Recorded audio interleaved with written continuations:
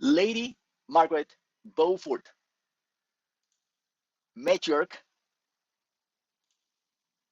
of England's powerful Tudor Dynasty and mother of Henry VII.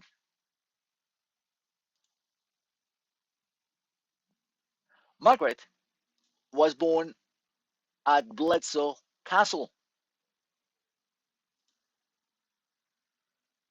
in Bedfordshire,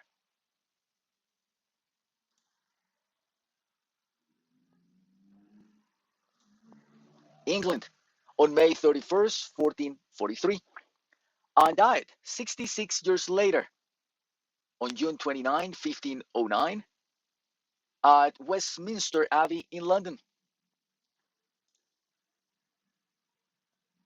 Margaret was the daughter of the wealthy John Beaufort, Duke of Somerset, granddaughter of John of Gaunt, first Duke of Lancaster, and great granddaughter of King Edward of Windsor.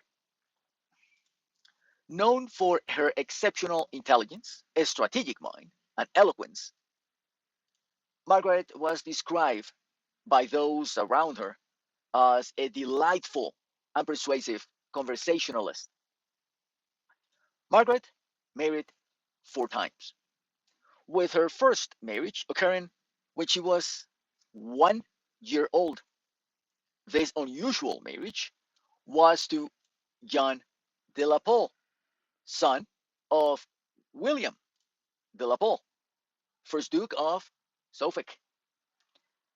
In this video, I venture to state what has never been stated in any textbook, that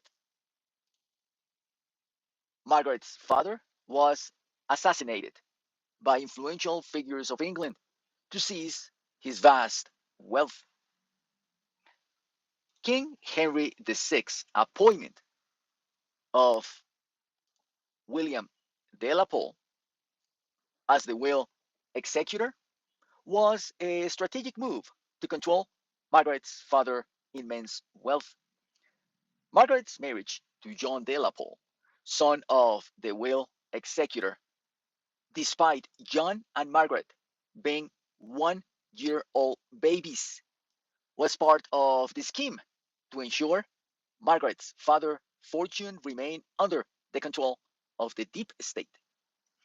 The Duke, a prominent figure, was appointed as the executor of Margaret's father's will, despite her father's clear and specific written instructions to the king, Henry VI, that the inheritance should go to Margaret's mother.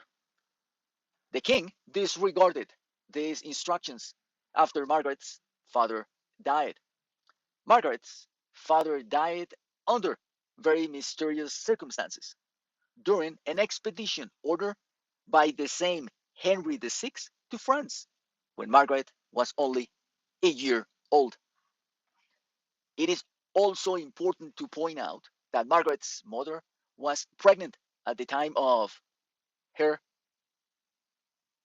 husband's death, but the child did not survive under similarly mysterious circumstances. With Margaret's father, the unborn child both dead, and her mother left destitute, Margaret became the sole legal heir. One might wonder why they did not eliminate Margaret as well. This backdrop sets the stage for my examination of Margaret's natal chart. Margaret's natal chart features Saturn, the large and tough planet, in the fifth house, which, in my opinion, almost entirely shaped her life. According to the official narrative, she married Edmund Tudor at the minor age of 12 and gave birth to their son Henry at the age of 13. Edmund Tudor was 25 years old at the time of their marriage and died just months after. with Saturn position in the fifth house of pleasure, creativity, fun, and children, suggests that Margaret's approach to pleasure, fun, and romance was to be grounded in mutual respect and structure, shared interest. This influence and dynamic is evident in all her last subsequent marriages. The second marriage produced Henry, who would become King of England after winning the War of Roses for the Lancaster house, the Red Rose, over Richard III of the House of York, the White Rose. The third marriage to Henry Stafford provided the necessary protection to Margaret following Edmund Tudor's death. The fourth marriage to Lord Thomas Stanley was crucial in securing the kingdom for her son at the Battle of Bosworth in 1485. There can be no more structured approach to pleasure, fun, and creativity than her approach or her Saturn guided method of reclaiming her inheritance and attaining the ultimate power of the English throne by securing the best allies in the form of husbands. Saturn also governs children, and Margaret's relationship with her son was marked by challenges, obstacles, restrictions, delays, threats, all hallmarks of Saturn's influence.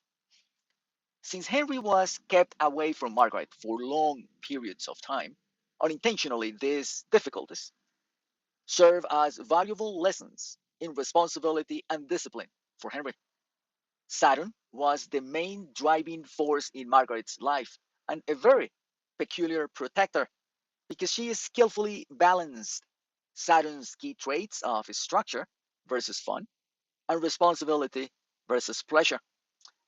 By embracing the challenges as lessons rather than setbacks, she was able to transform her physical distance from her son into a deep and enduring, invisible connection against all odds, grave dangers, and ruthless enemies. Saturn's influence helped Margaret become a remarkably resilient and strategic figure. Without Saturn's tough mentorship, she might have perished shortly after Edmund Tudor's death when she was 13, before securing protection with her third husband. If she had died at 13, the House of Tudor might never have existed, and our world as we know it could be entirely different. Margaret Beaufort is a testament to the fact that even the seemingly weakest link in the chain can become the most resilient. Through her extraordinary perseverance and strategic brilliance, with Saturn as her mentor, she single handedly shaped the course of history, creating the timeline we now recognize as our reality. Thank you.